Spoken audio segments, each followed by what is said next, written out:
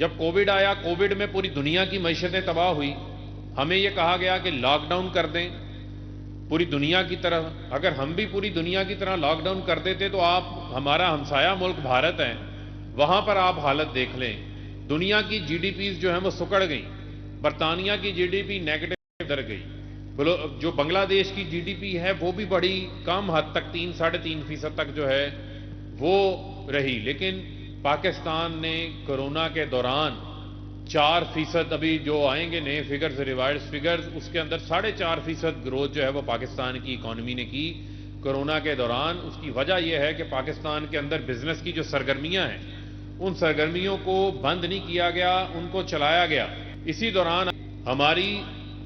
توانائی کی وزارت 50 ارب روپے کا پیکج لے کر آئی، جس کے تحت 75 kV کنیکشن کے جو ہمارے اسمال، جو میڈیم ہمارے کنیکشن سے بجلی کے جو انڈسٹری تھی، چھوٹی انڈسٹری اور جو کمرشل تاجرز ہیں، جو اسمال ٹریڈرز ہیں، انہوں نے اس کا جو ہے وہ فائدہ حاصل کیا، جس میں سے 3.5 لاکھ ہمارے یہ کنیکشنز تھے جو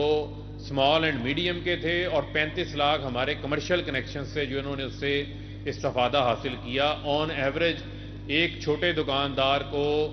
50,000 سے 1 لاکھ روپے کا 3 مہینے کا ایوریج بل میں بچت ہوئی، اور 3 سے 5 لاکھ روپے کے درمیان جو ہمارا چھوٹا صنعت کار تھا 75 kV کے ٹرانسفارمر والا، اس کو اس کے اندر جو ہے وہ حکومت نے ریلیف فراہم کیا۔ یہ ڈائریکٹ ریلیف فراہم کیا گیا۔ اسی طریقے سے